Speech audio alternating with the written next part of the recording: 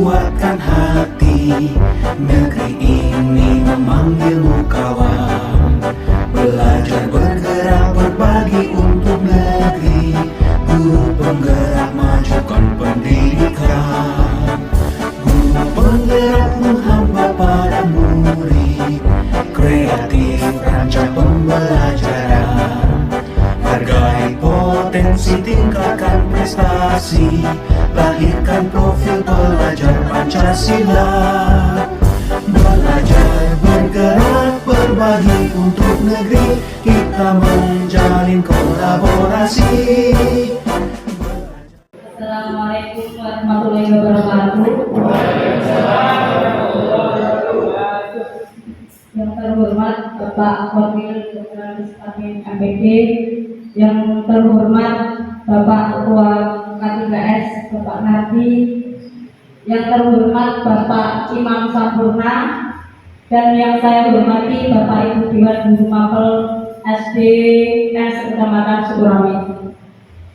Pertama-tama marilah kita ucapkan puji syukur kita kehadirat Allah Subhanahu wa Ta'ala, yang mana pada hari ini kita dapat berkumpul dalam acara diseminasi aksi nyata penerapan budaya positif di sekolah dalam keadaan siap walafiat. Kedua kalinya sholawat serta salam selalu tercurahkan kepada baginda Nabi Sallallahu Alaihi Wasallam, yang mana karena beliau kita bisa mengerjakan mana yang hak dan mana yang batil. Bapak Ibu Dewan Guru semua, di sini saya selaku pembawa acara akan membacakan susunan acara sebagai berikut. Yang pertama yaitu pembukaan acara, yang kedua sambutan-sambutan, yang ketiga doa sekaligus penutup. Sebelum memulai acara, marilah kita buka acara ini dengan bacaan suratul Fatihah.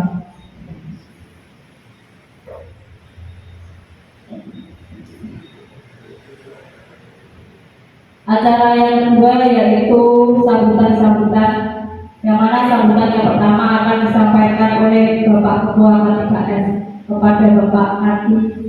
Waktu dan Bapak dipersilakan.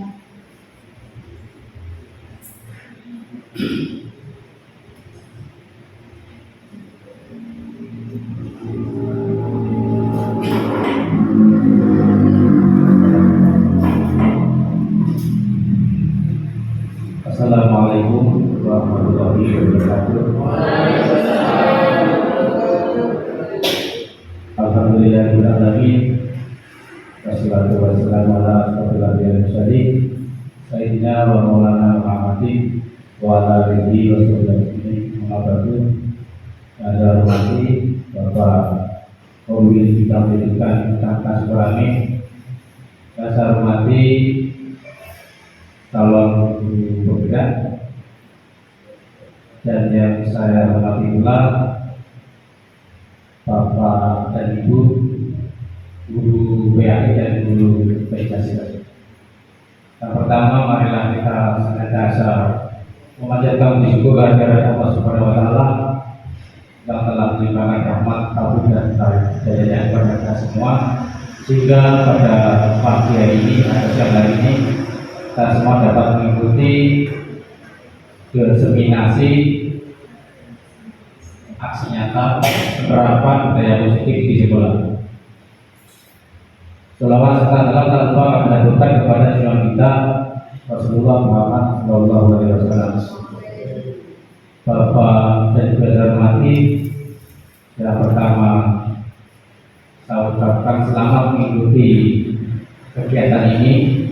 Kalau boleh saya katakan kegiatan seperti biasa oleh guru atau calon guru muda.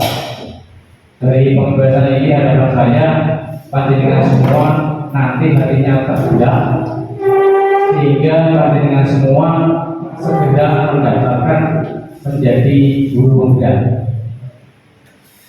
Dan semoga dalam guru penggerak di wilayah Sukurami ini nanti dapat lulus tepat waktu sesuai dengan yang telah dijadwalkan oleh pemerintah atau yang berwenang. Bapak Ibu saya hormati,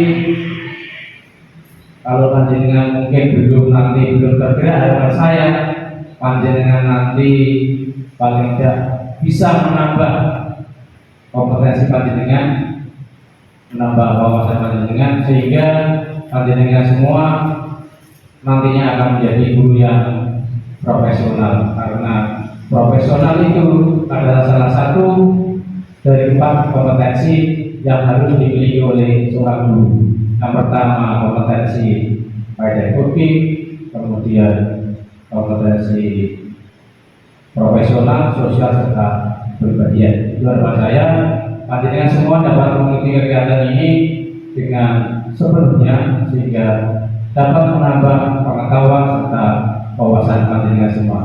Dari saya akhiri sekian. Wassalamualaikum warahmatullahi wabarakatuh.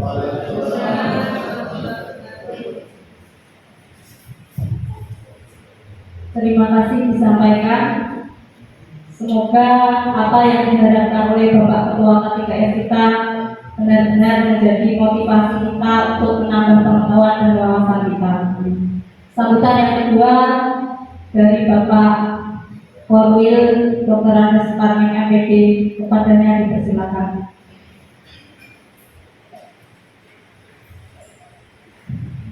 Assalamualaikum warahmatullahi wabarakatuh. Bismillahirrahmanirrahim. Alhamdulillah rabbil alamin. Sayyidina wa maulana Muhammadin wa ala alihi wa sahbihi ajmain. Pak Nabi selaku Ketua K3S bidang Korwil bidang pendidikan di wilayah Sukorambi, Pak Imam dan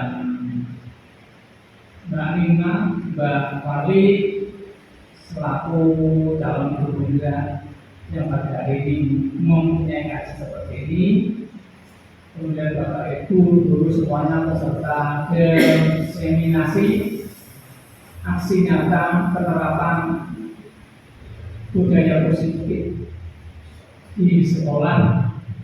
Ya, mudah-mudahan acara ini nanti berjalan dengan lancar. Mengingat ini kita harus mendukung, ya, kita dukung. Ini ada 3 guru untuk periode angkatan ke-7 ini yang di sekolah ini, ya, mudah-mudahan nanti semuanya lancar. Kemudian selanjutnya Bapak dan Ibu semuanya cepat-cepat daftar, ya, cepat daftar. Bapak yang penting daftar, ya. Saya doakan semuanya lulus. Nah, nanti angkatan ke-7, 8, 9, 10, 11, 12 yang aktif, semuanya harus jadi guru. Ya, ini. Jadi yang pertama ini susah karena tesnya ruwet seperti itu. Akhirnya bisa lolos. Mudah-mudahan kedua ini lolos 3. Selanjutnya nanti semuanya lolos. Itu harapan sekolah ini. Walaupun di sekolah ini sekolah penggeraknya belum ada, lembaga penggeraknya. Ya. Yang mungkin untuk kedepannya Bapak Ibu kepala sekolah mendaftarkan lembaganya menjadi lembaga penggerak. Itu kaitannya dengan SKP kami. Nah, tadi juga mengisi SKP ada lembaga penggerak enggak? Sekarang enggak ada, ya saya isi saja. Kalau guru penggeraknya ada, ya ada. Untuk SKP saya tahun 22 ini guru penggeraknya merupakan 5 yang dimasukkan. Ya. Ini untuk selanjutnya kami karena wilayah binaan saya, pengawasan saya, SKP saya itu bukan Korwil tapi pengawas. Ya. Itu kan wilayah binaan saya 13 lembaga, belum ada lembaga penggerak. Tapi gurunya sudah ada. Ya, dengan adanya guru penggerak ini kita menambah motivasi, ya, untuk teman-teman guru dan menambah semangat untuk anak-anak kita supaya anak-anak kita menjadi anak yang baik, berbudi pekerti luhur, ya. Kemudian cerdas, tanggung jawab, nah itu sesuai dengan tujuan pendidikan nasional. Ya, jadi kita tujuannya nanti terakhir dapat mendewasakan anak. Maka dari itu Bapak dan Ibu guru ini tidak hanya mengajar saja, dengan itu selain mengajar harus mendidik supaya menjadi manusia yang dewasa dan bertanggung jawab. Itu arahnya kurikulum. Setiap periode ada perubahan kurikulum, tujuannya juga untuk meningkatkan mutu pendidikan yang ada di Indonesia. Bapak dan Ibu yang saya hormati, itu yang bisa saya sampaikan. Sebelumnya dengan ucapan Bismillahirrahmanirrahim, acara diseminasi aksi nyata penerapan budaya positif di sekolah saya nyatakan dibuka dan dimulai. Terima kasih. Bila meminta maaf, akhirnya wassalamualaikum warahmatullahi wabarakatuh.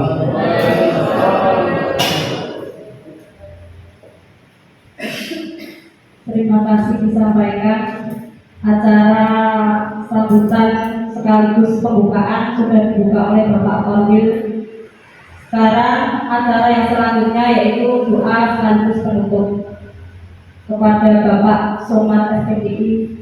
Aku dipersilakan.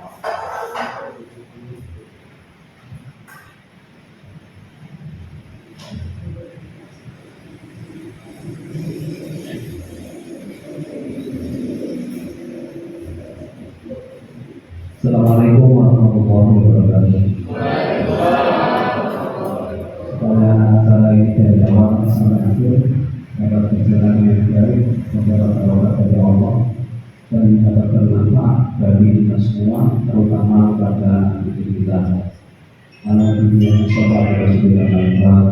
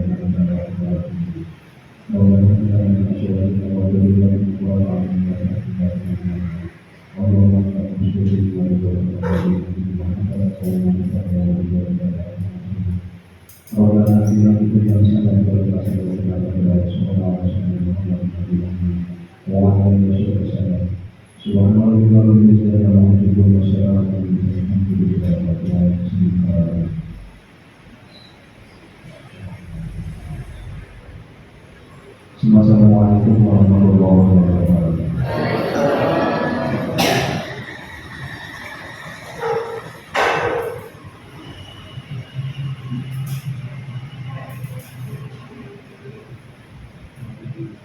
Bapak Ibu tinggal dulu. Acara selanjutnya yaitu penyampaian diseminasi aksi nyata penerapan budaya positif di sekolah oleh Bapak Imam Sampurna.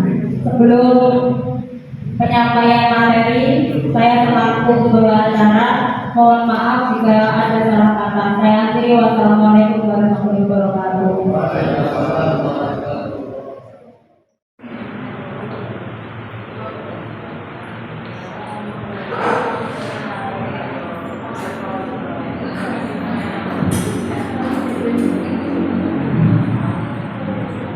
Assalamualaikum warahmatullahi wabarakatuh. Waalaikumsalam warahmatullahi wabarakatuh. Puji syukur kehadirat Allah Subhanahu wa Ta'ala yang telah melimpahkan rahmatnya pada kita semua hari ini, sehingga kita bisa bertemu dalam keadaan sehat walafiat, tidak kurang suatu apapun. Salawat dan salam semoga selalu tercurahkan pada junjungan kita Nabi besar Muhammad SAW. Baik, Bapak Ibu, terima kasih untuk kedatangannya pada hari ini yang telah mendukung acara kami di program Guru Penggerak, yaitu aksi nyata, diseminasi aksi nyata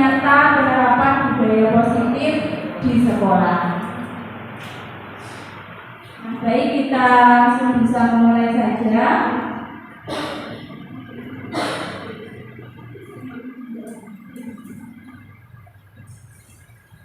Nah, budaya positif. Apa sih budaya positif ini?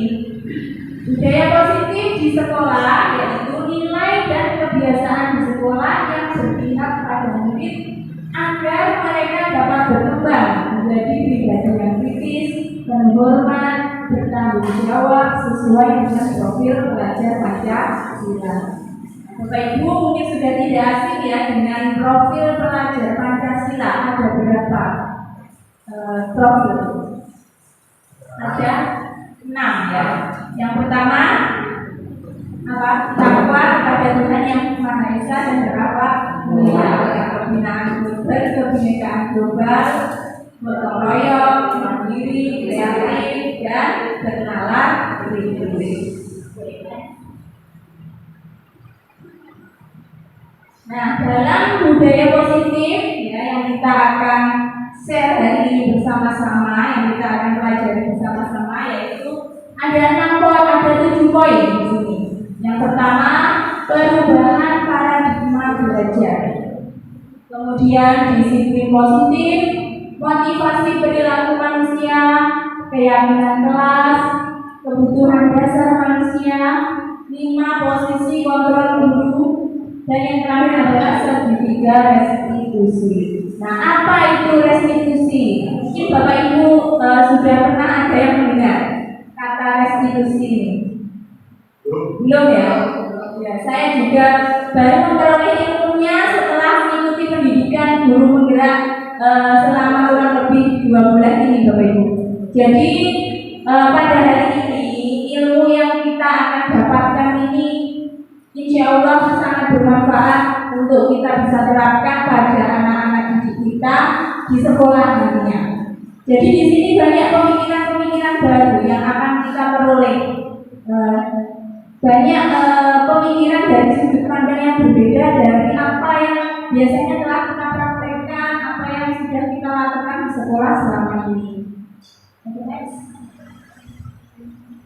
Nah, yang pertama tentang perubahan paradigma belajar. Perubahan paradigma belajar. Bapak Ibu masih ingat dengan tokoh yang ada di gambar ini? Siapakah beliau? Ki Hajar Dewantara. Beliau adalah Bapak Pendidikan Nasional yang sangat terkenal dengan semboyannya, yaitu apa? Ya, Tunpuri Handayani. Depannya itu ada ya, namanya sudah ya. Ingarso Sungtulodo, yang artinya di depan kita sebagai guru harus memberi contoh yang baik. Kemudian Madyo Mangun Karso, artinya apa? Di tengah-tengah membangun kehendak, memberi motivasi kepada siswa. Dan yang terakhir Tunpuri Handayani, di belakang memberikan dorongan. Nah, di sini saya mengutip sedikit perkataan dari Ki Hajar Dewantara bahwa dalam mendidik murid sesuaikanlah dengan kodrat alam dan kodrat zamannya. Coba kita ingat kembali Bapak Ibu. Sekarang kita sudah menjadi guru. Apakah ada perbedaan antara kita dulu waktu kecil menjadi murid sebagai murid dengan sekarang kita menjadi guru? Cara mendidik anak-anak itu apakah ada perbedaan? Ada atau sama saja? Pastinya ada ya. Ya, kalau dulu pembelajaran itu pasti berpusat pada guru. Apa yang dijelaskan guru itu harus kita ikuti. Ya, kalau misalnya kita tidak bisa, gurunya kadang gimana sih sudah diajari berulang kali kok pancet nggak bisa. Ada malah dimarahi. Kalau murid berbuat salah, bertengkar dengan temannya, biasanya dipukul. Pernah siapa yang mungkin pernah kena pukul waktu kecil di sekolah? Ya, mungkin ada yang pernah ya. Jadi hukuman seperti itu zaman dahulu itu biasa saja. Tidak seperti sekarang. Kalau sekarang kita menghukum murid, nah, orang tuanya mungkin yang tidak terima, sehingga hukuman kepada murid itu sudah tidak diperbolehkan, apalagi dipukul pakai rotan. Ya, memarahi saja itu sebenarnya kan bukan tindakan yang baik. Ada kegiatan lain yang bisa kita lakukan. Oke. Nah, sekarang ini pembelajaran yang sedang kita laksanakan, pembelajarannya sudah tidak berpusat lagi pada guru, tetapi berpusat pada murid, yang dinamakan pembelajaran yang berdiferensiasi. Nah, apa itu pembelajaran yang berdiferensiasi? Pembelajaran berdiferensiasi adalah pembelajaran yang memberikan keleluasaan pada siswa untuk meningkatkan potensi dirinya sesuai dengan kesiapan belajar, minat, dan profil belajar siswa tersebut. Nah, di sini kita bisa simpulkan bahwa sebagai seorang guru saat ini, ya, kita bertindak sebagai apa? Sebagai fasilitator. Jadi kita memberikan fasilitas kepada siswa yang membutuhkan. Dalam satu kelas biasanya itu kemampuan anaknya apa sama rata, semuanya pintar-pintar semua atau tidak? Tidak ya, tidak mungkin sama pintar kabeh atau nggak bisa semua. Pasti ada yang sangat menonjol, tingkatannya kuat, pintar, mudah menghafal. Ada juga anak mungkin yang apa ya istilahnya, istimewa. Kalau waktunya jam masuk, kalau nggak dipanggil dulu dia main bola di lapangan, nggak mau masuk. Ada yang muridnya seperti itu. Atau mungkin yang lain banyak ya. Nah, kenapa kira-kira mereka melakukan hal itu? Karena senang ya. Mungkin kalau di luar main bola asik senang, daripada ikut pelajaran di kelas mereka suka main bola. Nah, kira-kira apa yang Bapak Ibu lakukan kalau ada kayak seperti ini? Dimarahi apa? Dipanggil ayo ikut pelajaran dulu apa gimana? Biasanya gimana ya? Ayo udah masuk, masuk main gitu ya. Sehingga gitu ya. Jadi hal-hal seperti ini nanti pandangan kita dalam mendidik murid seperti ini yang mungkin perlu sedikit kita ubah. Ya, dari mendukung menjadi mungkin memberikan satu konsekuensi atau melakukan restitusi. Ya, berbicara tentang budaya positif, tentu kita tidak bisa lepas dari kata disiplin. Disiplin, apa itu disiplin? Saya mengutip dari Daniel Bosen menyatakan bahwa arti dari kata disiplin berasal dari bahasa Latin disiplina, yang artinya belajar. Namun dalam budaya kita, makna disiplin dimaknai menjadi sesuatu yang dilakukan seseorang pada orang lain untuk mendapatkan kepatuhan. Nah, kita cenderung menghubungkan kata disiplin ini dengan ketidaknyamanan. Saya kerja ini kata-kata itu. Di sekolah Bapak Ibu pasti ada yang namanya peraturan sekolah atau peraturan kelas. Gimana boten? Coba mungkin bisa menyebutkan satu atau dua apa itu peraturannya di sekolah Bapak Ibu masing-masing. Contohnya apa? Mungkin Bu Nismi. Apa kira-kira peraturan di sekolahnya Bu Nismi? Ya, menjaga kebersihan. Nah, mungkin yang lain? Disiplin apa?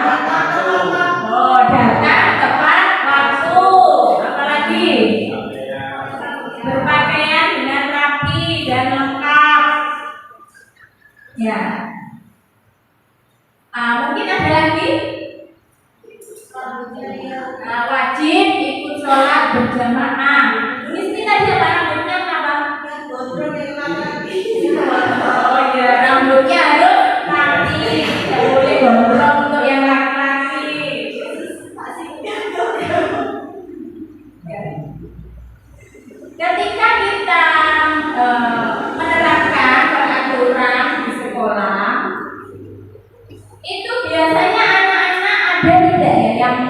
kadang-kadang suka melanggar atau tidak mengikuti aturan, ada banyak ya.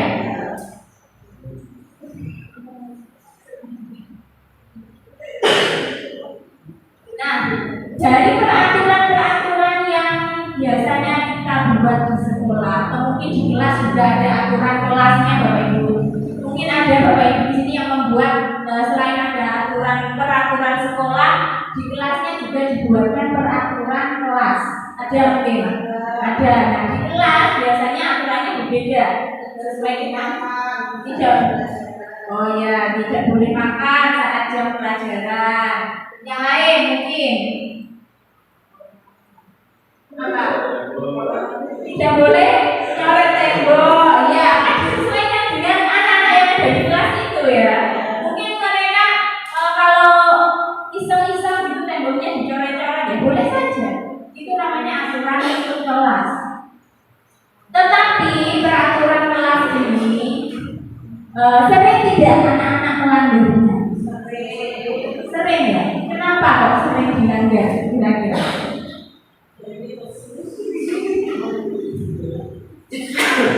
Ya, kalau mungkin ketika pembelajaran di kelas tidak boleh makan, tapi lapar buang suhu, gitu ya. Kemudian apa yang dilakukan bapak atau ibu guru ketika muridnya mengeluh lapar atau lesu?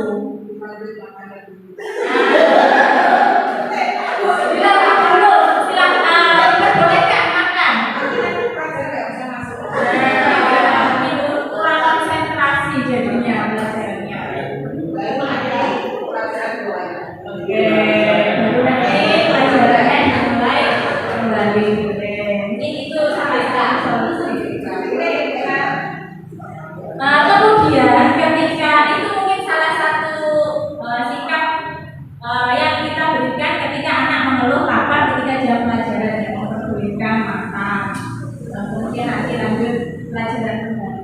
Nah, kemudian jika mungkin ada anak-anak kita yang datang terlambat ke sekolah, sudah tahu di sekolah itu masuknya jam 7, tetapi mereka mungkin ada sesuatu hal sehingga sampai di sekolah itu terlambat. Nah, kira-kira apa yang biasanya kita lakukan? Ditanya dulu, kenapa kok terlambat? Ada yang marah-marah mungkin itu jam segini kok baru datang? Ada tidak? Nah, yang ketawa-ketawa itu mungkin ya? Ada gitu ya? Iya, nah itu. Kemudian mungkin ada lagi siswa yang tidak mengerjakan PR. Sering kan ini terjadi di sekolah kita. Kira-kira apa yang Bapak Ibu lakukan? Yang Bapak Ibu berikan kepada anak itu konsekuensi atau peraturan yang tidak ditepati? Dihukum apa Pak Sirul? Oh, disuruh membersihkan sampah. Ya. Jadi ketika anak tidak mengerjakan PR, kemudian dihukum untuk disuruh membersihkan sampah. Apakah anak-anak itu mau? Mau. Ada yang mau, ada yang enggak, ada yang bandel ya. Ya, jadi mereka mungkin mau membuang sampah, tapi karena merasa terpaksa nanti aku kalau nggak buang sampah merasa dimarahi sama Pak Sirul. Contohnya seumpama seperti itu. Padahal tetap dimarahi, sudah membersihkan sampah ya tetap dimarahi karena sering mungkin ya tidak mengerjakan PR.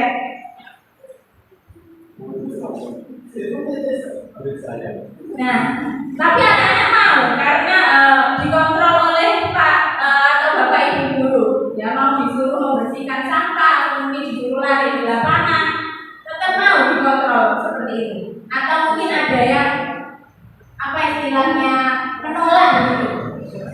Muridnya ada tidak yang berani menolak? Oh ada, tetap ada ya. Muridnya berismi tetap ada ya. Tetap ada. Iya.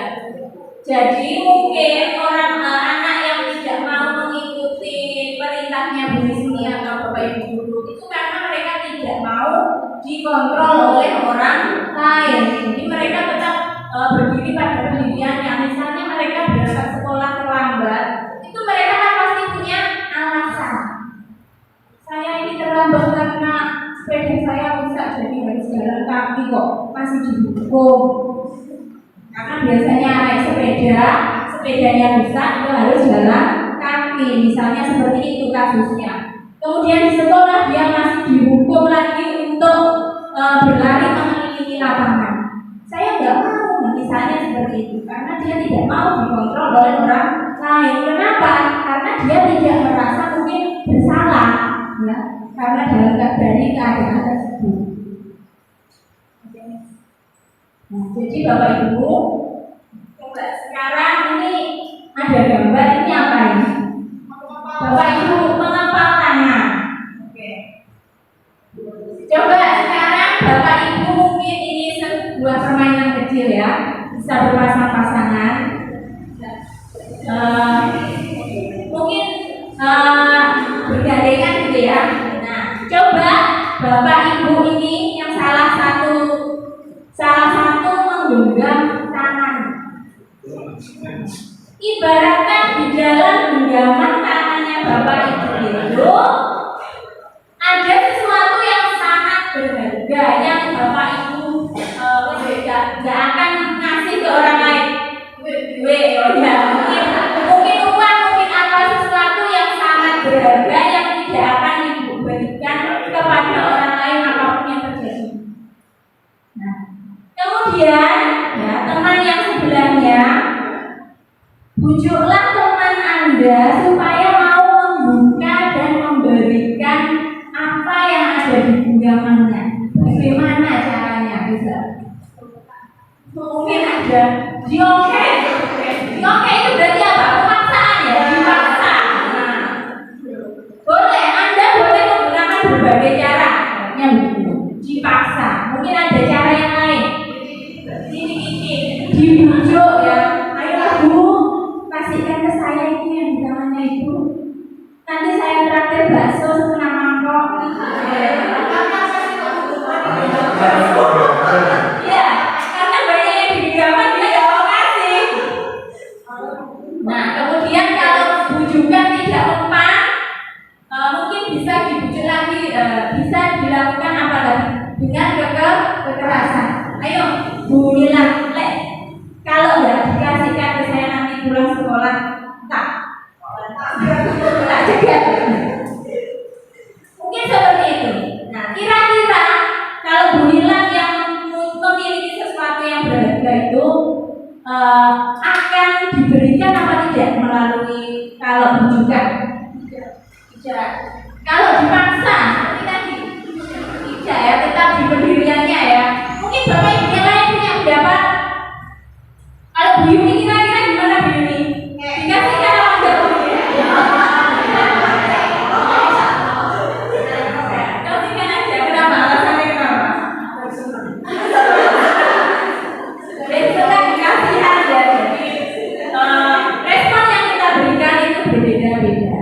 Tetapi sebenarnya kalau kita punya keinginan tidak memberikan, ya, apapun yang terjadi, mungkin tadi seperti Bu bilang, enggak, saya enggak akan berikan. Nah, ketika bilang begitu, siapa yang kira-kira mengontrol Bu bilang untuk tidak mau memberikan hal yang berharga itu? Siapa? Pasti kan dirinya sendiri, bukan orang lain. Kecuali mungkin paksaannya terlalu menakutkan gitu, beda lagi ya. Tetapi sebenarnya yang bisa mengontrol diri kita sendiri itu adalah diri kita, bukan orang lain. Begitu pula dengan anak-anak. Sebenarnya anak-anak itu yang bisa mengontrol dirinya adalah mereka sendiri. Tetapi kadang dengan pemberian respon kita itu menakut-nakuti mereka atau memberi bujukan, mereka dengan sukarela mau menuruti, mau untuk dikontrol. Tetapi pada dasarnya yang bisa mengontrol diri anak-anak sendiri itu adalah mereka sendiri, bukan orang lain. Nah, disinilah nanti kita akan belajar tentang teori kontrol. Bahwa pada dasarnya yang dapat mengontrol diri seseorang itu adalah mereka sendiri. Nah, kemudian tindakan-tindakan yang selama ini kita lakukan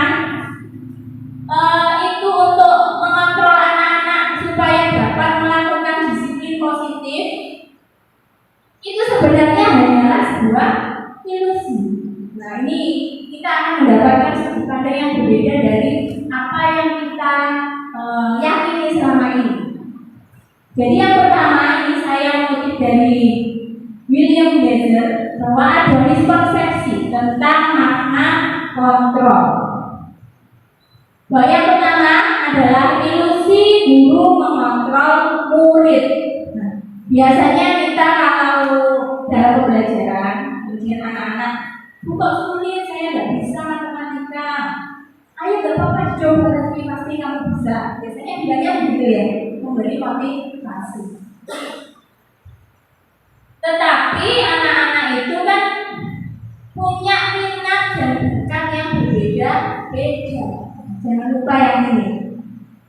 Karena bakat mereka berbeda, minat mereka berbeda. Ada anak yang sukanya olahraga, sukanya bergerak. Tetapi biasanya anak-anak yang pintar, olahraganya bagus, itu biasanya pada pembelajaran agak lemah. Mungkin ada muridnya yang seperti ini. Karena ini pengalaman, ada murid saya yang seperti itu. Ada juga murid yang suka menyanyi, ya, mungkin cita-citanya menjadi artis, suka menyanyi. Di pembelajaran akademiknya juga demikian, tidak terlalu baik. Ada anak yang pintar sekali, jadi sekali kita memberi rasa menjelaskan atau mereka membaca sekilas itu sudah mengerti, sudah paham. Tetapi pada pelajaran olahraga mungkin mereka kurang suka. Nah, hal inilah yang perlu kita dalami dari anak-anak. Sebagai guru, sebagai fasilitator, itu tidak boleh menuntut anak kamu harus bisa semuanya, tidak. Tapi kita fasilitasi mereka supaya mereka ini bisa memperkuat bakat atau minat yang ada pada dirinya. Kemudian yang kedua, ilusi bahwa semua penguatan positif efektif dan bermanfaat. Ya apa tidak? Setuju apa tidak dengan pernyataan ini? Semua penguatan positif itu efektif dan bermanfaat. Ya apa tidak? Ada yang iya, ada yang tidak. Jadi ketika tadi saya bilang bahwa ada anak yang suka olahraga, kemudian dia tidak menyukai pelajaran matematika, tetapi kita paksa, ayo belajar, kamu ini nggak bisa karena nggak belajar. Ayo kalau kamu belajar, kamu pasti bisa. Mungkin kemampuannya itu tidak secepat teman-teman yang lain dalam menerima pelajaran. Jadi mungkin membutuhkan waktu yang agak lama. Jadi kadang penguatan yang positif yang kita berikan itu malah membebani anak-anak. Jadi tidak jadi takut, malah takut, tidak mau karena anak takut itu belajar juga sepertinya pelajaran matematika ini kok menakutkan saya, kok tidak bisa. Padahal mungkin penerimaan mereka itu berbeda dengan anak yang lain, kemampuannya berbeda dengan anak lain. Kita harus memberikan metode pembelajaran yang lebih kreatif. Kemudian yang ketiga, ilusi bahwa kritik dan membuat orang merasa bersalah dapat menguatkan karakter. Ya, seringkali kita ketika anak itu tidak bisa, mungkin pernah karena kita sendiri mungkin putus asa. Ya Allah nak, ibu guru sudah ajari kamu, sudah berulang kali kamu kok nggak bisa, kamu nggak kasihan apa sama guru. Mungkin pernah ya, mungkin ada yang pernah. Ya, kita itu putus asa karena ya Allah sudah diajari berulang kali kok tidak bisa. Karena kita berkata seperti itu, anak-anak ini jadi merasa bersalah. Ya Allah, aku nggak bisa, kok saya nggak bisa. Padahal guru sudah susah payah ngajarin saya. Mungkin metodenya memang berbeda. Jadi kalau anak SD, mungkin di sini guru kelas rendah ya, kelas 3 dan kelas 4. Anak kecil itu masih membutuhkan pembelajaran yang konkret, yang nyata. Misalnya pengurangan 10 dikurangi 5. Kalau kita hanya teori menuliskan di papan, nah, untuk anak-anak yang mungkin kemampuannya itu rata-rata menengah ke bawah, itu sulit sekali. Apa artinya 10 dikurangi 5? Bagaimana cara mengerjakannya? Nah, seperti itu. Kalau anak yang sudah cepat menangkap ini langsung bisa menjawab 10 dikurangi 5, 50. Tapi yang tidak bisa bagaimana? Ya kita harus memberikan solusi, mungkin dengan cara ya yang paling mudah saja, mungkin mengumpulkan pensil 10.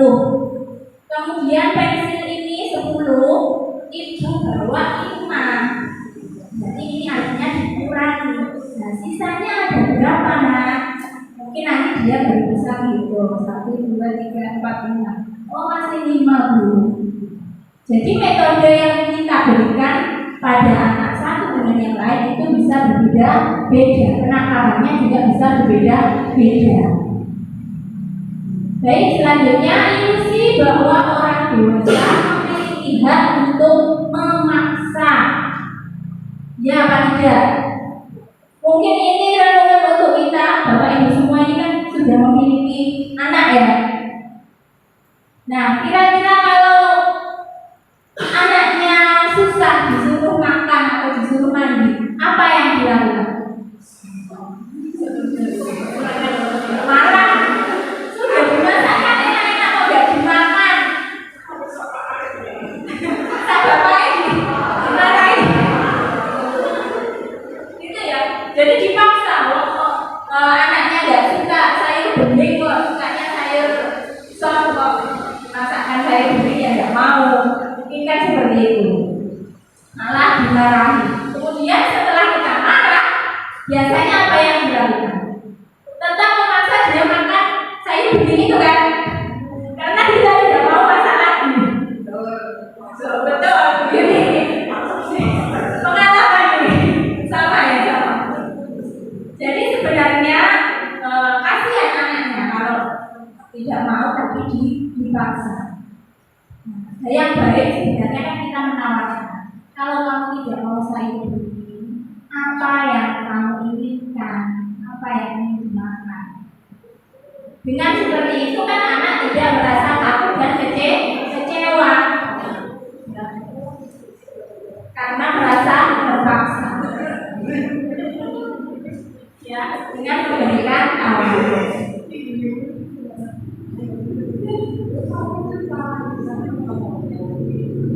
Oke,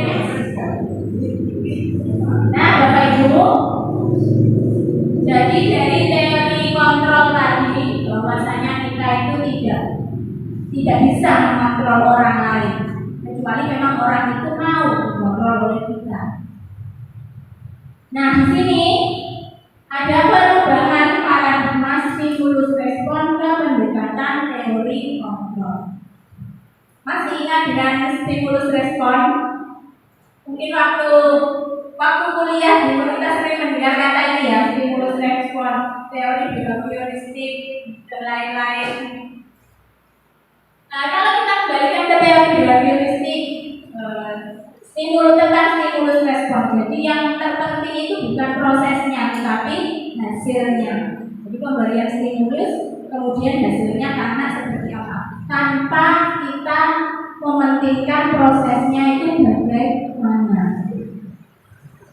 Berbeda dengan teori kontrol ini, bahwa yang bisa mengontrol murid atau anak itu adalah mereka sendiri. Nah, perbedaannya gimana? Bisa kita lihat di sini. Yang pertama, realitas atau kebutuhan kita sama, itu di stimulus respon. Namun di teori kontrol berbeda. Realitas atau kebutuhan kita itu berbeda. Jadi antara anak satu dengan yang lain itu kebutuhannya berbeda-beda, tidak sama. Ada anak yang suka gambar, ada anak yang suka nyanyi, ada yang senang mengerjakan soal matematika. Maka pemberian kita sebagai guru memfasilitasi anak itu juga berbeda-beda. Jadi anak satu dengan yang lain. Kemudian yang kedua, semua orang melihat hal yang sama. Pada teori kontrol, setiap orang memiliki gambaran yang berbeda. Anak kita, kalau kita pernah tanya cita-citanya ya, di kelas, apakah cita-cita mereka itu semuanya sama? Ingin menjadi guru atau ingin menjadi tentara? Pastinya kan berbeda-beda ya. Ada yang mungkin ingin jadi penyanyi, ingin jadi pemain bola. Nah, jadi perlakuannya juga berbeda. Yang ketiga, kita mencoba mengubah orang agar berpandangan sama dengan kita. Jadi kita itu memandangnya anak yang pintar. Anak yang pintar adalah anak yang berhasil dalam pembelajaran. Padahal tidak seperti itu. Anak yang pintar dalam akademik, ada anak yang pintar dalam hal olahraga. Tetapi kita sering menyatakan bahwa kalau kalian itu pintar kalau matematikanya mendapat 10. Biasanya begitu kan. Kalau tematiknya mendapat 100 pelajaran tematiknya. Tetapi kan tidak seperti itu. Minat dan bakat anak itu kan berbeda-beda. Nah, kemudian yang selanjutnya, perilaku buruk dilihat sebagai suatu kesalahan. Jadi hal-hal negatif yang dilakukan anak-anak ini seringkali kita memandangnya sebagai suatu kesalahan yang harus dihukum atau diberi konsekuensi. Padahal seharusnya semua perilaku itu memiliki tujuan. Ya, anak yang gemar olahraga sepak bola karena memang dia mungkin berbakat di bidang itu. Nah, bagaimana anak tersebut bisa mencapai cita-citanya? Ya, kita harus mendukung, mungkin memberi saran. Bagaimana kalau kamu mengikuti sekolah sepak bola supaya bakatmu main sepak bola ini lebih terasa. Jadi tidak malah memarahi ya. Ketika anak-anak kita melakukan kesalahan, itu kita cari dari sudut pandang yang berbeda. Selanjutnya, orang lain bisa mengontrol saya. Apakah demikian? Pada teori kontrol, hanya Anda yang bisa mengontrol diri Anda, bukan orang lain. Saya bisa mengontrol orang lain, padahal Anda tidak bisa mengontrol orang lain. Yang bisa mengontrol mereka adalah dirinya sendiri. Dan pemaksaan ada pada saat rujukan benar. Biasanya seperti contohnya makanan. Ketika kita membujuk anak kita itu gagal, dia tetap tidak mau makan, maka yang kita laksanakan biasanya itu memaksa. Ayo makan, kalau tidak makan nanti sakit. Seperti itu. Jadi anak takut. Wah, saya kalau tidak makan sakit. Tapi makanan ini saya tidak suka. Padahal harusnya tidak begitu. Yang seharusnya kita lakukan kolaborasi dan konsensus menciptakan pilihan-pilihan baru. Kita memberi anak pilihan. Kamu ingin makan apa? Apakah ingin makan bakso atau yang lain? Ya, Ya, jadi tidak harus memaksa mereka dengan memakan makanan yang tidak disukai. Dan yang terakhir, yang kita sering lakukan adalah model berpikir menang kalah. Padahal seharusnya kita bisa berpikir menang-menang. Jadi ketika anak berbuat salah, carikan solusinya sehingga mereka tidak kecewa. Apa yang sebaiknya kita lakukan terhadap anak tersebut supaya mereka tidak sakit hati, tidak kecewa, tidak merasa takut. Oke. Baik, kembali ke disiplin positif tadi. Disiplin positif adalah bentuk kontrol atau pengendalian diri agar dapat mencapai suatu tujuan mulia. Tujuan mulia di sini mengacu pada nilai-nilai atau prinsip-prinsip mulia yang dianut seseorang. Kita namakan nilai-nilai tersebut sebagai nilai-nilai kebajikan universal. Nilai-nilai kebajikan universal ini sudah ada dalam profil pelajar Pancasila yang tadi kita sebutkan ada 6 tadi.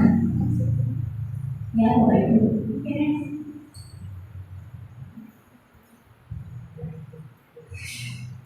Disiplin positif dimulai dari disiplin diri yang dapat membuat seseorang menggali potensinya menuju pada sebuah tujuan, sesuatu yang dihargai dan bermakna.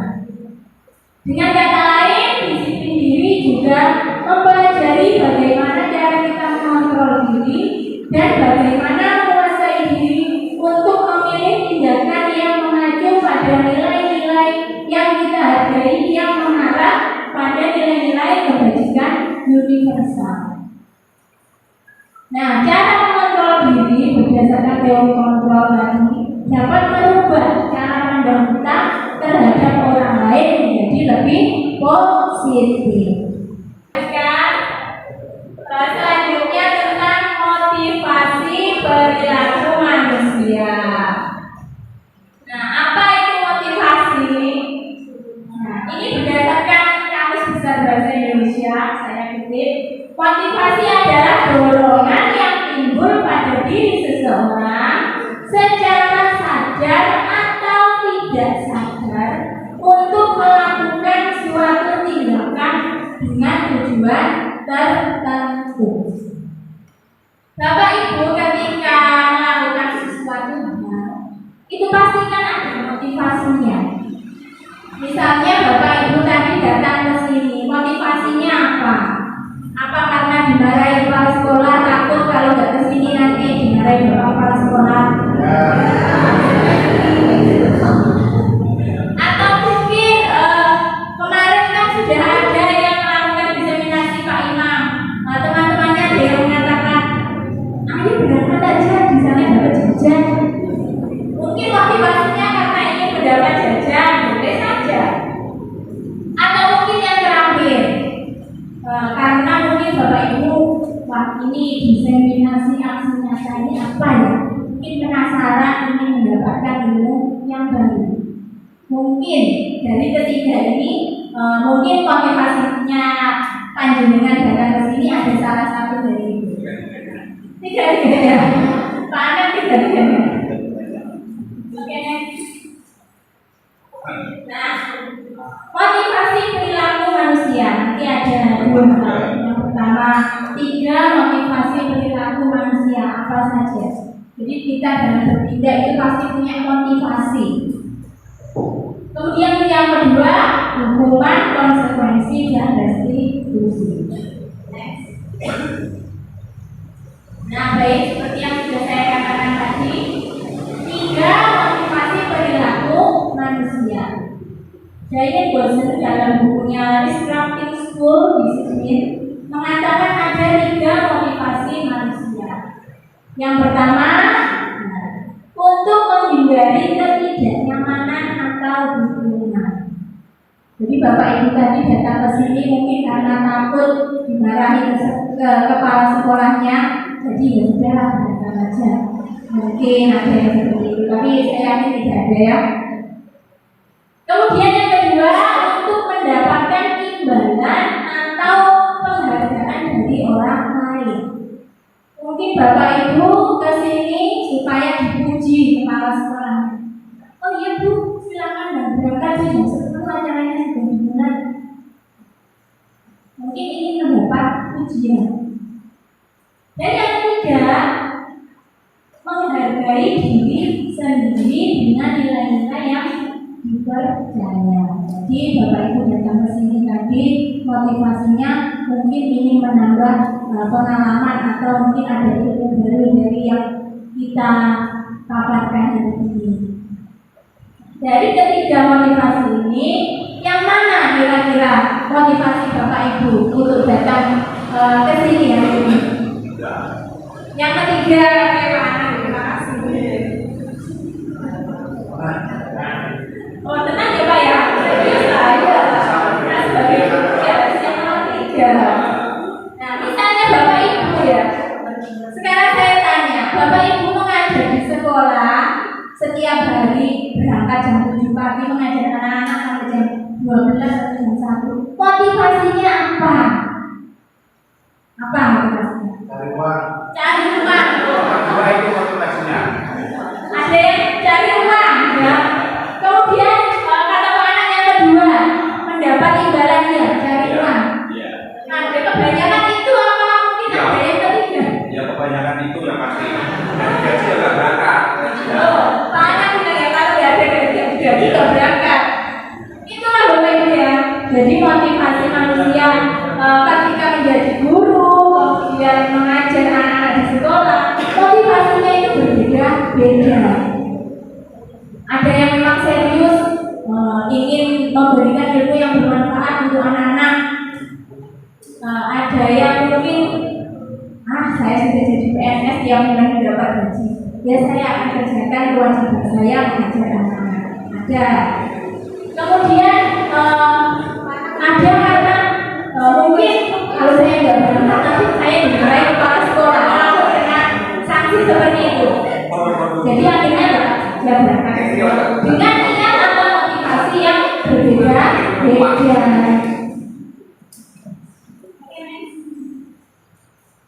Nah, tadi yang pertama tentang motivasi. Selanjutnya hukuman, konsekuensi dan restitusi. Hukuman, apa itu hukuman? Hukuman adalah siksa. Menakutkan sekali. Siksa dan sebagainya yang dikenakan kepada orang yang telah melanggar. Kemudian konsekuensi adalah akibat dari suatu perbuatan, pendirian dan sebagainya. Dan yang terakhir restitusi. Nah, untuk hukuman dan konsekuensi ini kira-kira bedanya lebih berat mana antara dihukum dan diberikan konsekuensi? Lebih berat dihukum ya karena sepertinya disiksa gitu. Dihukum. Sedangkan konsekuensi itu adalah akibat yang harus kita terima ketika berbuat sesuatu. Nah, restitusi ini mungkin yang baru pertama kali Bapak Ibu dengar. Restitusi adalah proses menciptakan kondisi bagi murid untuk memperbaiki kesalahan mereka sehingga mereka bisa kembali pada kelompok mereka dengan karakter yang lebih kuat. Jadi ketiga ini hukuman, konsekuensi, dan restitusi. Setelah kita tahu restitusi itu artinya apa, nah maka tindakan yang sebaiknya kita lakukan kepada anak-anak ketika mereka melakukan hal yang negatif itu sebaiknya yang mana? Yang dihukum atau diberikan konsekuensi atau restitusi? Ya tentunya adalah restitusi. Nanti kita akan bahas lebih mendalam tentang restitusi. Oke? Nah ini perbedaannya antara hukuman, konsekuensi, dan restitusi.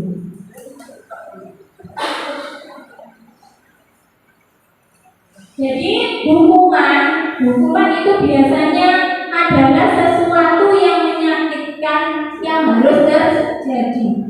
Jadi ketika kita melakukan kesalahan, ada hukuman yang menanti kita.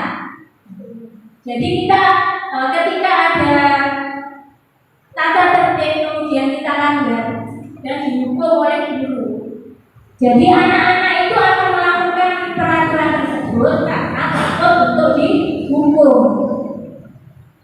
Ya, jadi motivasinya bukan dari dalam dirinya, tetapi dari luar, motivasi intrinsik karena takut akan hukuman. Sedangkan konsekuensi itu sesuatu yang harus terjadi. Dan restitusi itu merupakan pilihan. Nah, ini berdasarkan pengalaman saya. Di kelas saya dulu ada anak, mungkin dia memang anak ini istimewa, lincah sekali, aktif ya. Suatu saat dia menjatuhkan minuman temannya di kelas. Apa itu ya? Minuman yang di dalam plastik apa? Pop es gitu ya. Menjatuhkannya di gelas sehingga tumpah airnya kemana-mana. Nah, tindakan pertama ya, ini misalnya tindakan pertama, guru ketika melihat itu kemudian memarahinya. Loh, bagaimana kamu nih? Kok tidak hati-hati? Nah, sudah sana lari di lapangan. Itu tindakan pertama.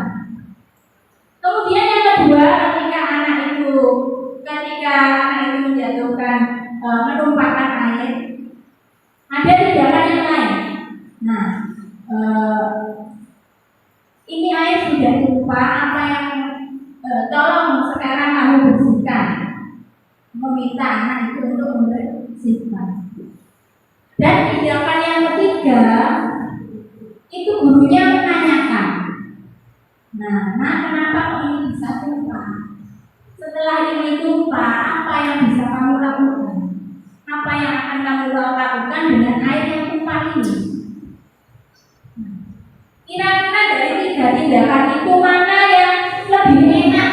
Mana yang lebih membuat siswa nyaman untuk mendapatkan, untuk menindaklanjuti tindakan yang sudah dia lakukan?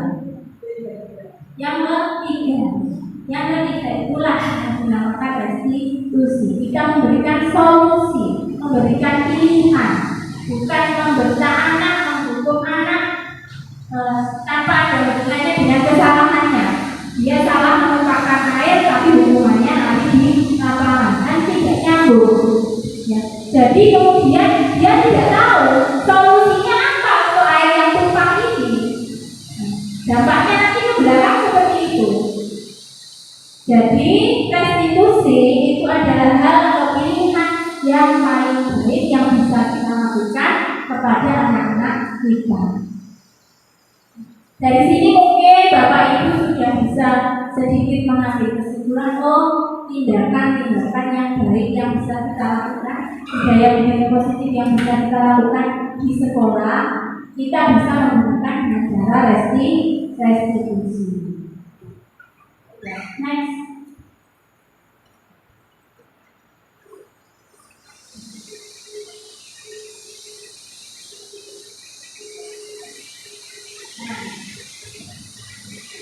Dihukum oleh penghargaan.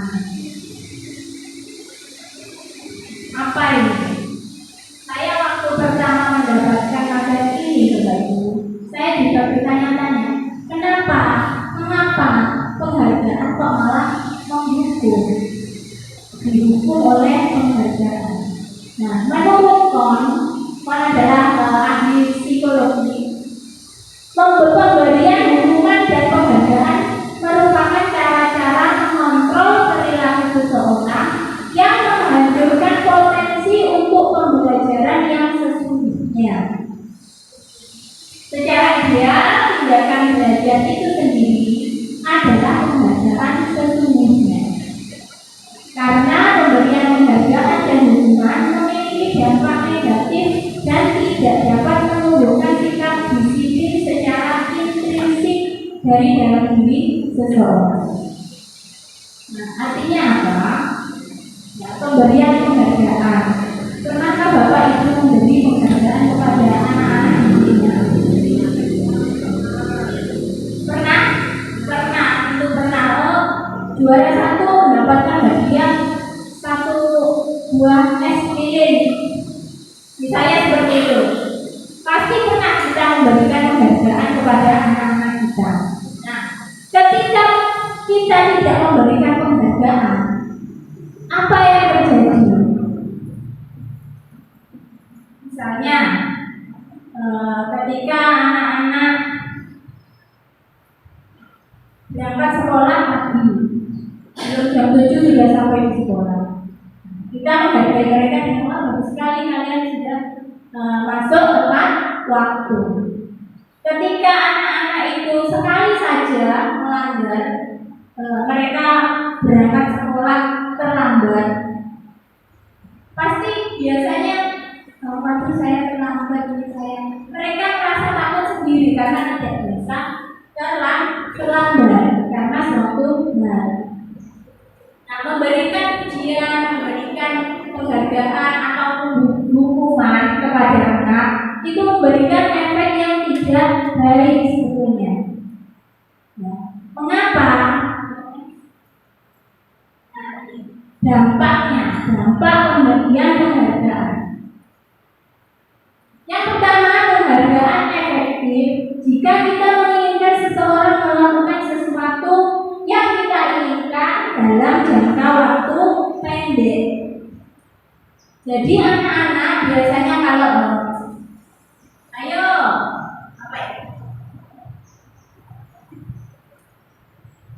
Ayo nak belajar yang rajin supaya mendapat nilai yang bagus. Ketika anak-anak mendapat nilai bagus, nah, sebenarnya nilai yang bagus itu sudah penghargaan terhadap dirinya sendiri. Kemudian kita memberikan reward berupa ini saya beri hadiah sebuah buku tulis. Kemudian ada temannya yang nilainya 98, anak tersebut nilainya 100. Bagaimana perasaannya? Ya Allah, saya kok dapat 98, tiba-tiba saya dapat 100. Pak, saya dapat hadiah. Merasa kecewa tidak anak yang mendapat nilai 98? Pasti kecewa karena tidak mendapat penghargaan berupa sebuah buku tulis. Jadi dampak yang dirasakan itu bukan pada anak yang mendapat nilai 100, tapi pada temannya yang mendapat nilai 98 ini. Kasihan sekali. Kemudian anak yang dulu kan kita ada ranking atau juara kelas. Ada juara 1, juara 3, juara 2, juara 3. Anak juara 1 mendapatkan tas atau sepatu. Kemudian yang juara 2 mendapatkan buku, juara 3 mendapatkan alat tulis. Nah, yang juara keempat tidak mendapatkan apa-apa. Padahal nilainya hanya terpaut berapa angka, 2 angka atau 5 angka. Nah, perasaannya bagaimana? Pernahkah kita memikirkannya? Ya, tidak pernah sampai berpikir ke sana. Pasti dia kecewa. Aduh, nilai saya tidak kurang 2 lagi dapat hadiah. Saya tidak dapat hadiah sendiri, saya dapat juara 4. Nah, inilah efek dari penghargaan yang kita berikan kepada anak-anak. Ternyata penghargaan itu tidak baik. Ya, bisa menjadi suatu hukuman. Karena yang juara 4 ini tidak mendapat hadiah, dia merasa sangat kecewa. Sangat kecewa, merasa dihukum. Ya Allah, saya tidak dapat hadiah. Jadi itu yang kita pertimbangkan. Yang kedua, penghargaan itu tidak efektif. Seperti tadi, penghargaan itu kurang efektif kita berikan kepada anak-anak. Yang ketiga, penghargaan merusak hubungan. Nah, dari anak yang kita beri hadiah dengan anak yang tidak mendapat hadiah juara 4 tadi, bisa tidak mereka yang juara 4 ini iri dengan juara yang 3 tadi? Bisa saja kan? karena dia itu belajar pernah belajar kok dapat juara 3, mungkin mikirnya begitu, padahal di rumah ya belajar. Nah, yang juara 4 kok saya kok dapat dia, padahal nilainya cuma terpaut 2 angka, seperti itu. Nah, jadi efeknya ke anak yang lain kurang baik. Kemudian penghargaan mengurangi ketepatan. Selanjutnya penghargaan menurunkan kualitas. Nah, jadi mungkin anak yang kita berikan penghargaan senang, tetapi yang tidak kecewa. Nah, setelah itu bagaimana? Aku nggak usah belajar, belajar ya dari juara 4 dan belajar. Jadi tidak tepat sasaran karena hadiahnya. Kemudian penghargaan mematikan kreativitas. Yang tadinya semangat belajar kreatif karena tidak dikasih penghargaan, jadinya semangatnya menurun. Kemudian penghargaan mendukung. Nah, ini kan bisa. Jadi anak-anak yang merasa kecewa tadi merasa dihukum oleh penghargaan yang sebenarnya. Kemudian motivasinya juga dari dalam dirinya itu mulai berkurang. Hal inilah ya yang mungkin kita dulu pernah ya memberikan reward atau penghargaan pada anak-anak. Kalau dulu kan ada reward, penghargaan dan juga ada hukuman. Reward dan punishment. Kalau sekarang sudah tidak seperti itu. Jadi mungkin ada konsekuensi dan apresiasi. Apresiasinya bagaimana?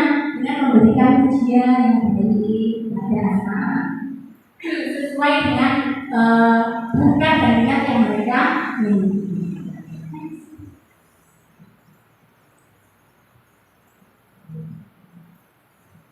Nah, Bapak Ibu, tadi kita sudah belajar tentang keyakinan kelas, tentang peraturan kelas. Nah, di sini kita akan membahas tentang keyakinan kelas. Keyakinan kelas merupakan nilai-nilai kebajikan universal yang menekankan pada motivasi seseorang dan tujuannya. Keyakinan kelas disepakati secara tersirat dan tersurat, lepas dari latar belakang suku, negara, bahasa maupun agama. Dengan keyakinan kelas, murid akan lebih tergerak mengikuti keyakinannya daripada hanya sekedar mengikuti peraturan. Mengapa keyakinan kelas? Mengapa bukan peraturan kelas? Kenapa Bapak Ibu? Dari peraturan dan keyakinan ini apa bedanya? Mari kita bahas bersama. Nah ini, keyakinan kelas bersifat lebih abstrak daripada peraturan yang lebih rinci dan konkret. Keyakinan kelas berupa pernyataan-pernyataan universal. Pernyataan keyakinan kelas senantiasa dibuat dalam bentuk positif, sedangkan peraturan kelas biasanya ada kata-kata negatifnya. Misalnya, harus masuk kelas tepat waktu. Ada kata harus.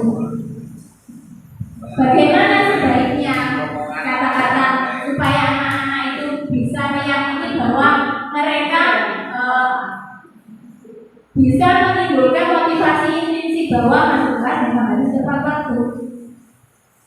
Ya, jadi masuk ke kelas jam 7 pagi, misalnya seperti itu.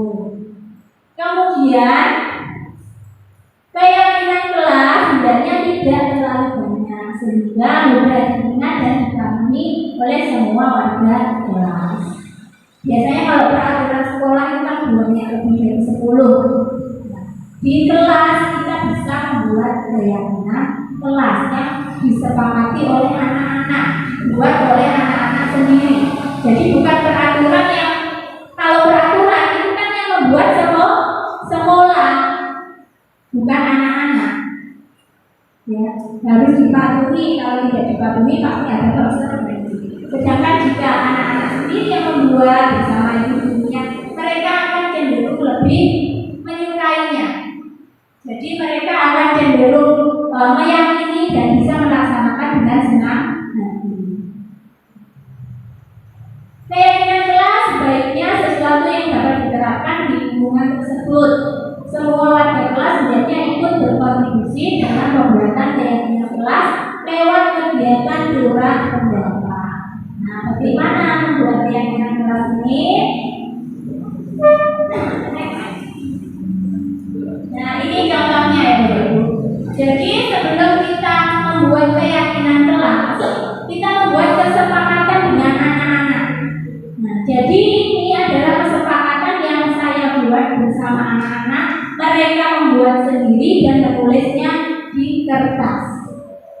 Nah, dari kesepakatan yang sudah kita buat ini, kemudian kita jadikan keyakinan kelas. Nah, seperti ini contohnya. Mungkin tadi yang pertama, mengikuti pembelajaran di kelas dengan penuh semangat. Kata-kata ini sudah positif ya, tidak ada kata-kata negatif. Tidak terlalu negatif. Jangan keluar kalau belum istirahat. Nah, yang positif bagaimana? Boleh bermain di lapangan saat jam istirahat. Didengarnya lebih enak dan anak-anak juga senang. Nah, dan selanjutnya, kalau belum jam istirahat, jangan makan jajan dulu. Ini yang sering terjadi. Nah, kita ganti menjadi keyakinan kelas. Boleh beli dan makan jajan saat jam istirahat. Jadi ketika masuk, mereka sudah tidak makan jajan lagi. Nah, di sini keyakinan kelas itu tidak perlu banyak-banyak. Yang penting anak-anak tahu, meyakini dan bisa melaksanakan. Mungkin ini nanti bisa Bapak Ibu terapkan di sekolahnya masing-masing. Nah, kebutuhan dasar manusia. Jadi setiap manusia itu memiliki kebutuhan. Yang pertama, kebutuhan untuk bertahan hidup, misalnya makan, minum, dan lain-lain. Kemudian kebutuhan akan kasih sayang dan rasa diterima, love and belonging. Jadi anak-anak dengan saya punya murid, ayah ibunya ini bekerja di luar kota. Nah, mungkin Bapak Ibu juga punya murid yang seperti ini. Bandingkan dengan anak-anak yang bapak ibunya ada di rumah. Kadang anak-anak ini suka cari perhatian dengan apa? Mungkin menjadi temannya atau yang lain. Kenapa? Karena mereka membutuhkan kasih sayang supaya diperhatikan oleh gurunya. Yang ketiga, penguasaan atau power. Kadang anak-anak itu nakal menjadi temannya, kenapa? Karena mereka puas kalau temannya itu takut atau menangis. Nah, inilah kebutuhan tentang penguasaan.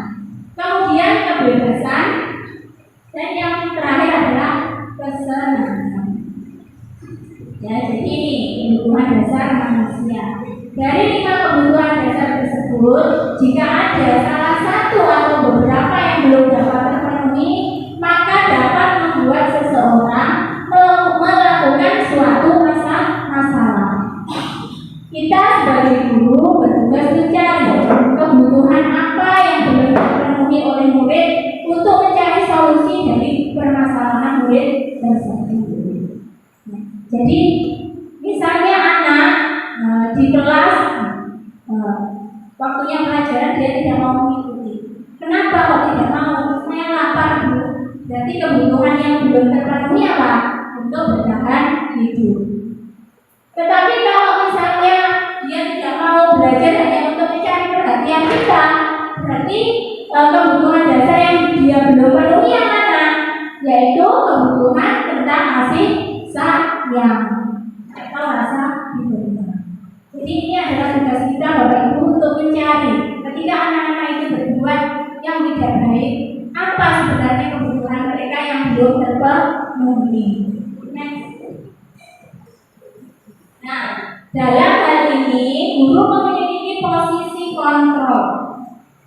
Ya, ada 5 posisi kontrol. Yang pertama adalah pembuat merasa bersalah. Terus posisi sebagai teman, pemantau, dan manajer. Nah, ketika murid berbuat kesalahan, kebanyakan kita pernah tidak menghukum anak, pasti pernah ya. Nah, itu kita memposisikan sebagai penghukum.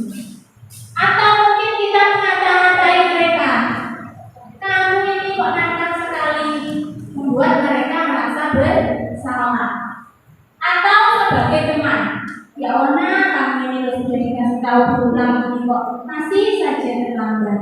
Kamu gak kasihan Mas dengan guru sudah memberitahu kamu berulang kali tapi masih aja dikabulkan. Seperti itu. Jadi kita memposisikan sebagai teman atau sebagai pemantau, dan yang terakhir sebagai manajer.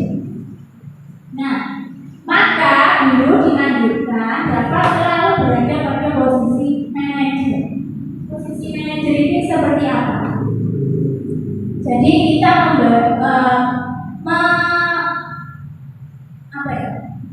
ketika siswa berbuat salah itu kita tanya dulu, kenapa berbuat demikian? Kalau kamu sudah berbuat ini, apa yang bisa kamu lakukan? Apa yang akan kamu lakukan untuk menyelesaikan ini? Posisi sebagai manajer.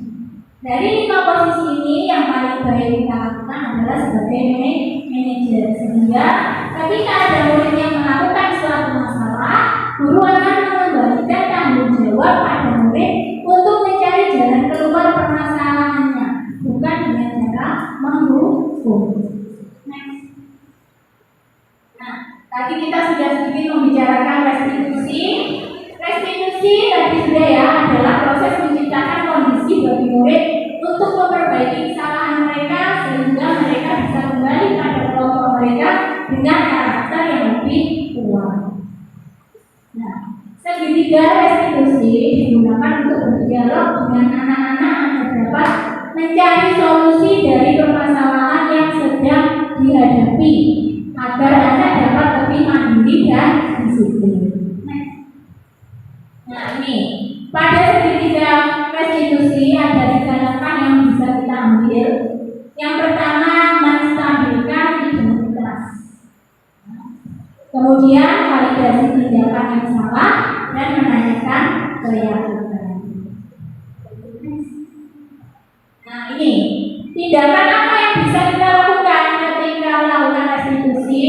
Yang pertama, ketika menstabilkan identitas. Ya, ketika berbuat salah itu hal yang manusiawi. Setiap orang itu pernah berbuat salah. Nah, kemudian validasi tindakan.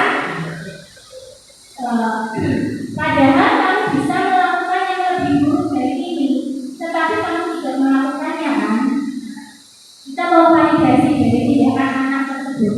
Kemudian baru yang terakhir menanyakan keyakinan. Apa yang kita percaya sebagai kelas atau keluarga?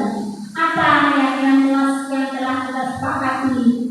Apa bayangan kita tentang kelas yang ideal? Dan kamu mau menjadi orang yang seperti apa? Jadi restitusi ini memberikan solusi dari suatu permasalahan yang dilakukan oleh siswa, bukan malah menghukum atau memberikan konsekuensi. Nah, Bapak Ibu, di sini saya memiliki contoh tentang kegiatan restitusi yang pernah saya lakukan. Nah, ini bisa dilihat.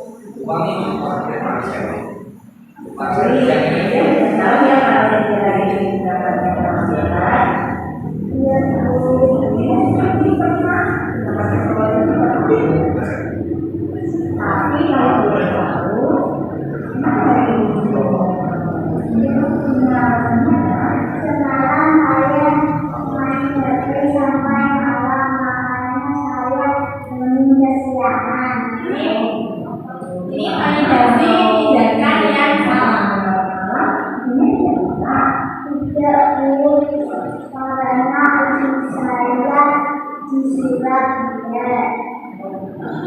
Ini murid saya kelas 2 SD, main HP itu memang menakutkan, tapi kalau yang mengaruh mana, Anda kan sendiri yang berdiri, jangan, kemudian jangan, itu kan sendiri pula tidak menakutkan. Nah, kemudian Anda masih tidak dia masih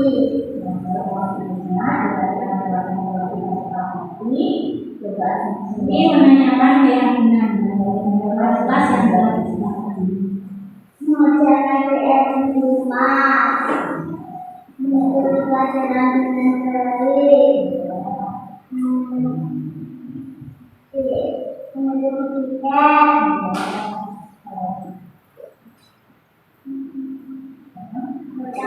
sekolah tepat waktu. Ini nah, kalau begitu, keyakinan kelas yang apa yang sudah bisa tetapi sejak aku kelas 4 waktu itu, nah, apa yang harus dilakukan supaya menjadi saya tidak akan main HP sampai larut malam supaya bisa cepat-cepat tidur dan bisa menikmati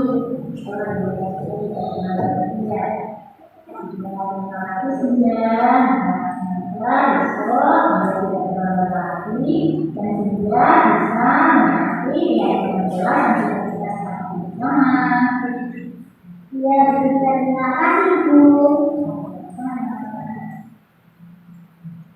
Ini tanggapan dari Bunda. Nama saya Sinda Maulina Setiawan. Saya siswa kelas 2 SDN. Saya merasa senang karena kemarin ketika saya terlambat dan tidak mengerjakan PR, saya tidak dihukum dan tidak dimarahi. Kemudian saya hanya diajari untuk memperbaiki salah saya supaya lain kali tidak mengulangi lagi. Terima kasih ujian. Sama-sama dia. Nah, itu tadi ya Bapak Ibu contoh dari restitusi yang saya berikan kepada anak didik saya ketika dia terlambat datang ke sekolah. Mungkin nanti Bapak Ibu bisa menerapkan hal yang sama pada anak didiknya. Nah, baik, sekian penjelasan dari saya tentang aksi nyata penerapan budaya positif di sekolah hari ini. Mungkin Bapak Ibu punya pertanyaan atau tanggapan dari apa yang sudah saya jelaskan tadi, monggo silakan. Monggo. Oh ya, Bu Mila. Assalamualaikum warahmatullahi wabarakatuh. Terima kasih atas kesempatan yang diberikan. Saya ingin bertanya apakah setiap diskusi yang dilakukan itu selalu Ya, terima kasih Bu Mila. Apakah setiap restitusi yang kita lakukan ini akan berhasil? Berhasil apa tidak, Bu? Kira-kira. Tentunya ada yang berhasil, ada yang mungkin kurang. Jadi anak-anak namanya juga anak-anak kadang melakukan kesalahan yang sama. Sekarang sudah pernah datang terlambat, mungkin lain kali mereka bisa saja terlambat kembali. Tetapi yang terpenting di sini adalah sikap kita terhadap kelakuan anak yang kita anggap negatif tadi. Yang kita pentingkan adalah itu. Apakah kita akan memberi hukuman atau konsekuensi atau memberikan restitusi. Dengan demikian, ya, dengan menerapkan hal-hal yang positif tadi, tentunya tidak instan. Lama-kelamaan, insya Allah anak-anak bisa menerapkan budaya positif ini. Apalagi kalau di sekolah itu selain kita dibantu oleh Bapak Ibu guru yang lain dengan menerapkan budaya positif di sekolah. Yang terpenting itu. Nah, apakah ini akan berhasil? Semoga suatu saat bisa berhasil. Karena apa? Kulino sudah terbiasa. Ya, seperti itu mungkin penilaiannya. Mungkin ada tanggapan atau pertanyaan yang lain? Ya, Bu Ismi, monggo. Assalamualaikum warahmatullahi wabarakatuh. Saya akan memberi tanggapan dengan adanya pembebasan guru penggerak pada hari ini. Materi yang disampaikan sangat bermanfaat bagi kami, khususnya saya pribadi. Dan mungkin besok bisa saya terapkan di SD saya, mungkin juga diterapkan di SD teman-teman yang lain. Sekian, terima kasih. Wassalamualaikum warahmatullahi wabarakatuh. Ya, terima kasih Bu Ismi. Ya, semoga insya Allah ilmu yang kita dapatkan hari ini bisa bermanfaat untuk kita semua. Amin. Mungkin ada lagi Bapak Ibu? Cukup? Ya, cukup. Baik, terima kasih Bapak Ibu sudah mau datang hari ini pada acara kami. Saya ucapkan banyak-banyak terima kasih dan semoga ilmu yang kita dapatkan hari ini bisa bermanfaat untuk kita dan untuk anak-anak didik kita. Nah, terima kasih, saya akhiri. Wassalamualaikum warahmatullahi wabarakatuh.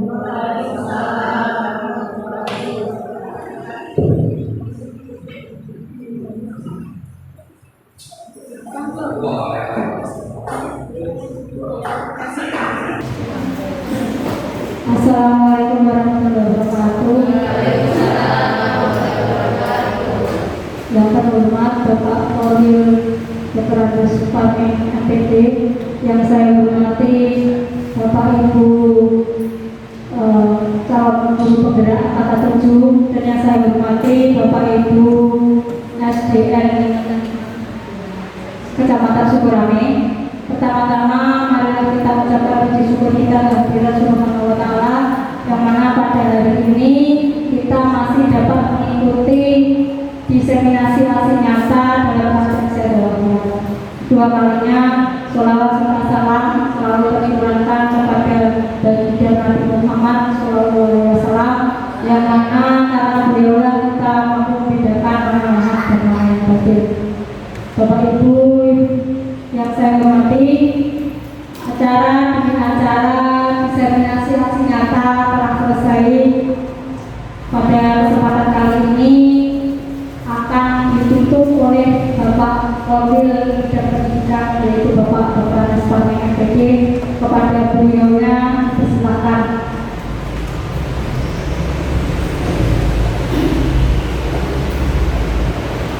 Terima kasih. Assalamualaikum warahmatullahi wabarakatuh.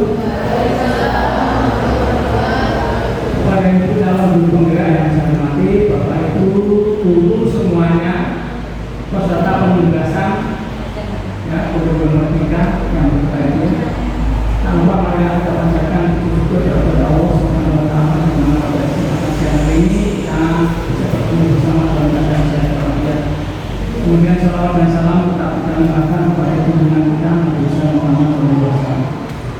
Bapak dan Ibu yang saya hormati, mohon maaf hari ini acaranya padat karena jadwal yang simpang siur. Masalahnya peresmian SD Satu Puskesmas, ya, jalan Jamuna ini jam 10, kemudian jam 3. Saya tadi sudah siap dibawa di telepon harus kumpul di perbatasan Serut untuk orang ini. Di sana sudah meresmikan. Baru selesai, saya bahas sini Pak Bupati kembali bisa menyerahkan sertifikat. Setelah ini nanti kami kumpul di SDN Sektor 1 ya, Bapak dan Ibu menyimak apa yang saya sampaikan, tapi mohon maaf apa yang telah didapat ini diterapkan di lembaganya masing-masing.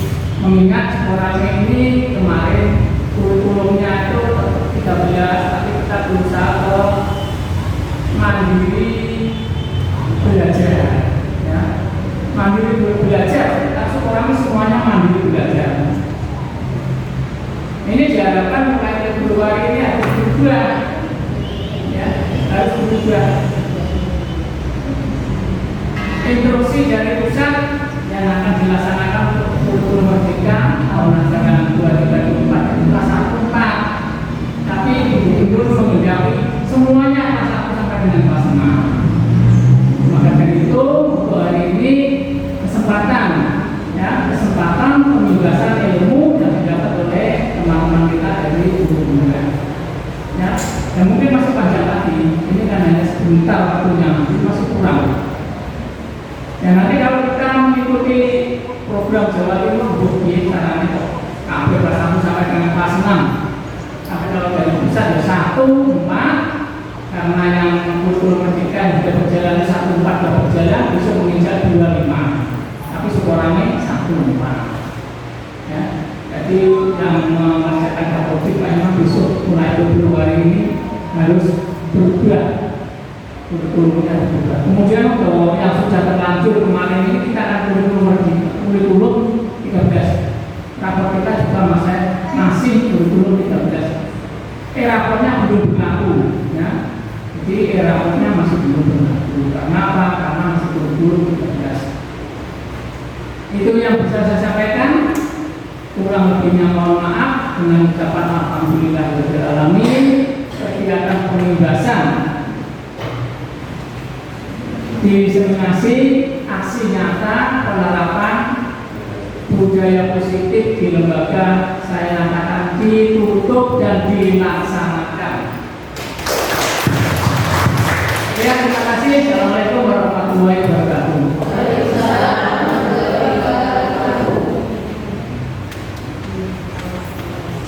Demikian acara penutupan seminasi aksi nyata penerapan budaya positif di sekolah. Semoga kedepannya